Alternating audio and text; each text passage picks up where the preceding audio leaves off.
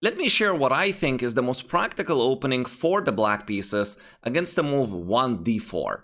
Legendary Garry Kasparov has said that it's the best gambit for the black pieces out of all gambits. Yes, I'm talking about the Benko Gambit. You could start with the move knight to f6 over here, or the move c5. Knight f6 is slightly more popular, but for beginners and intermediate level players, I would recommend starting with c5 because you may perplex those players who are playing the London system with the white pieces. Let's take a look. This move, it attempts to just take the pawn on d4, and after white takes back, we're gonna win a tempo while developing a piece with knight to c6. So white has to react to this. And the Benko Gambit will only start if white pushes. However, that's realistically the only move in the position where white is going to play for a big advantage. Now, let's imagine that white is the London type player who is used to playing bishop to f4 on the next move. Over here, they cannot play that because of what we mentioned. We will just take on d4, queen d4, knight c6, and this is no longer the London system. Black hits the queen with a tempo, and the normal plans that exist in the London system for white will not work over here. If they play the move e3, then they're blocking their bishop. If they play knight to f3, once again, we will be able to remove the pawn of d4, and after knight takes d4, they won't get that typical pyramid pawn structure in the middle, that triangle, so to say. So the only move that I see them doing in order to try to get to the London system would be the move c3. And over here, you have a choice. You could, for example, take on d4 and play the move d5, which would be no longer the London opening, but rather the exchange variation of the Slav defense, something that your opponents may not know. I myself like to play after the move c3, the move knight to f6, and if they right very now try to get back into the waters of the London system, I like to perplex them with the move queen to b6. I'm attacking the pawn on b2, and there is no comfortable way to be defending that, and at the same time, I prevent a move like queen to c2 guarding the pawn because I double attack the pawn on d4. Very typically, people would play a move like queen b3, after which we could just take on b3, take on d4, and white gets this very weak pawn structure on the queen side. The double b and b2, b3 pawns are very weak if they're not connected to other pawns. For example, if this pawn was over here, funnily enough, we would consider the queenside pawn structure not too bad and okay for white, because the pawns on c3 and d4 sort of help make it one big family on the queen side.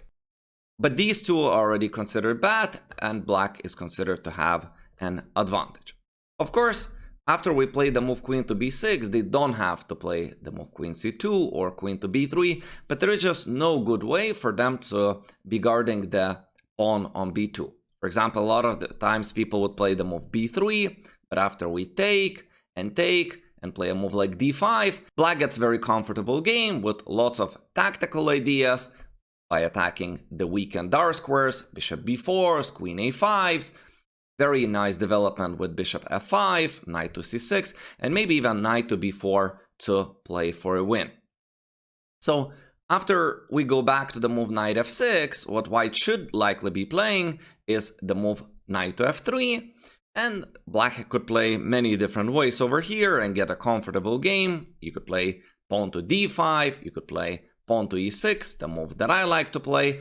And once again, I try to drag the London players out of their comfort zone, out of the pawn structure that they're familiar. For example, if we were to play d5, white usually just blitzes out like 20 to 30 moves of theory.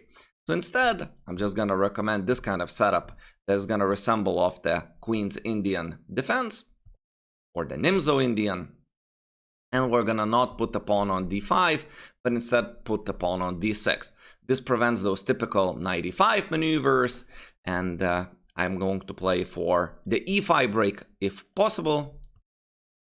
And black has little problems in the opening. Yes, white does have slight advantage, but I'm feeling comfortable in these positions with the black pieces, knowing that likely if you're beginner intermediate level player, your opponent is out of their opening book. So as we go back, this is a repertoire against the London system. And now let's take a look at what happens if they play the move d5. Over here, we're going to play the move knight to f6, and today we're going to be looking at the move c4, after which we finally arrive at the so-called Benko Gambit. We play the move b5. There are quite a few ways for white to play it, and even give the pawn back. White doesn't have to take it. But as a rule of thumb, the most likely precise and objectively the best way for white to play is to accept the gambit and be a pawn up, as well as that's going to be the most popular way your opponents are going to be playing against you. So what's the idea? Why would we be giving up this pawn on b5? Well, what we want to do is we want to play the move pawn to a6, and now exchange the pawn. We're going to be one pawn down. After which, we hope to create lots of counterplay along the A and B files and enter a position where black would make lots of easy moves, have no weaknesses in the position, and leave white without an active plan. If you want to be super precise, over here it's recommended to play g6 first, and only then take the pawn back on a6. And let's observe two games between me and a beginner player, rather intermediate maybe. He was 1500 on chess.com. He played knight to c3, so this is all one of the theories. He played pawn to g3 in order to fianchetto and castle. Bishop g7, bishop g2. Black would pretty much blitz out these moves in all of the variations. And we arrive at something that finally has the branch. White has a choice here. And let's talk about the middle game. So first of all, as we discussed, black has absolutely no weaknesses in the pawn structure. The realistic pawn breaks h4 and h5, e4, e5 really are not achievable in the game most of the time unless things go very wrong for black. So white won't be able to create anything active for quite some time. As well as he cannot mess with any of the pawns, as all of them are one chain and one family, very solid. On the other hand, what black will do is play the moves like queen b6 and or queen a5, put the rook on b8, and generate a lot of pressure against the a and b pawns. There are all sorts of typical maneuvers that black could conduct. For example, they could at some point play c4 and knight to c5, play knight g4 and knight e5, and black is usually generating a lot of tactical ideas on the queen side. One thing to keep in mind is that even white is a pawn up, black actually is not against exchanging pieces. Normally when you're a pawn up, you just try to trade, get to an endgame, and then white would be able to convert this pawn. But over here, if some minor pieces are leaving the board, it doesn't alleviate white's problems, or in the other words, black will still maintain likely this pressure on the queen side, and we still have big compensation for the pawn. Probably it's also because white has the so-called space advantage, so exchanging pieces just allows black to have less need for the room for his pieces, as he has fewer of them, and it even in a lot of the cases might help black. So in this game, already white is out of the book, so let's just see some natural moves. Opponent played rook to e1, I played queen to a5, bishop to d2, and over here black doesn't have to retreat with the queen necessarily, because even though there is a discovered attack, there is no way for white to win material by moving the knight somewhere. We have rook f to b8, pawn to b3. White isn't making any kind of big mistakes. Knight to g4, that's a very typical maneuver to exchange one pair of knights. After they will take and we take back, and to open up the bishop, which guarantees us some tactical ideas. White unleashes the discovered attack to attack the queen, queen c7, bishop to c3, and here I play the move knight to e5 in order to fulfill my plan. White plays e4, which is not a good move because it weakens d3, although it's a very natural move. Lots of your opponents, I believe, will be able to play it. But over here, it's just weakening the position, as the d3 square will always be available for the black's knight or the bishop at any point. We have takes, knight to e5, queen to e3, and just notice that it's very hard for white to make the moves while black still has this pressure and tactical ideas on the queen side. Here I played c4 and black is taking over with initiative. Already here black must be much better in the position. So our opponent made the big mistake over here, playing f4. And as I said, these tactical ideas are everywhere waiting just to be found by you and win the game with the black pieces. Over here there was knight g4. After queen, she has to babysit, I guess, the bishop on c3. There was queen e7 and white has to resign. If there is king f1, knight h2 wins the game. And if king h1, we, at the very least, I'm sure we could win a pawn and everything collapses for black. Next move is going to be maybe taking on c3 and black is just winning the game. So this would be one setup where white played it with g3, didn't find an active plan on the queen side or on the king side, and just blundered later on and lost the game. Let's take a look at another game that is gonna show different setup that white could do to have very similar start. But this time white plays the main line, which is the move e4. They're not afraid of exchanging the bishop on f1 and leaving the king without the right to castle, because they will be able to artificially castle by placing the king on g2.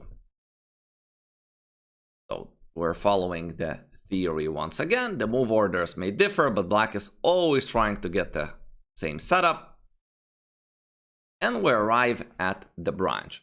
The best move here for the white pieces that gives a lot of headaches to the players with black, and that's why I do not play the Benko Gambit at my level with the black pieces, is the move a4. That's what I play with the white pieces. A move which is nearly impossible to play, I believe, at your level if they did not know about it from some book or from a coach. The big idea behind it is that it allows white to start building a fortress on the queen side.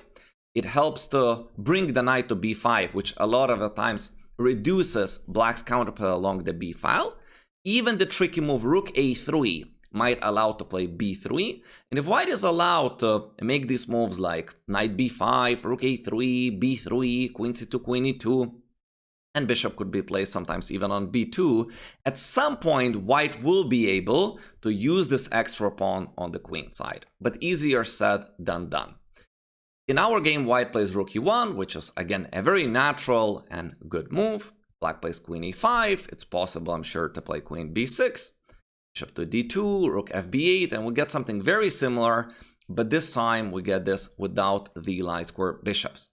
White played the move b3. Once again, probably here the recommended move should be a4 and then followed up with knight to b5. Instead, we had b3. Black played the move knight to g4 again. We had knight a4, queen to c7, bishop to c3, take, and this time instead of playing for this knight e5 idea, I played the move pawn to c4. Black is opening up the lines, and there will still be lots of pressure left on the queen side. For example, takes happen in the game. Queen d4, rook b4, and as you can see that black's pressure is not leaving the board, even though there are less and less pieces on the board. After rook a3, soon white blundered and lost the game, but even if he doesn't blunder, it's hard to defend this pressure. Not to say that white is lost, of course, but the a2 is always weak, it seems. The knight is hanging, there's also a pressure on e4, and black is just unable, white is just unable to touch anything in the black's position so far. So I hope you can implement this into your opening repertoire. I did this video for beginner to intermediate level players. Perhaps if advanced players are watching this video and would like me to make a more advanced video, let me know in the comments. I would be happy to do that. You can consider hiring me as your personal online chess coach. I thank you for watching the video and see you in the next class.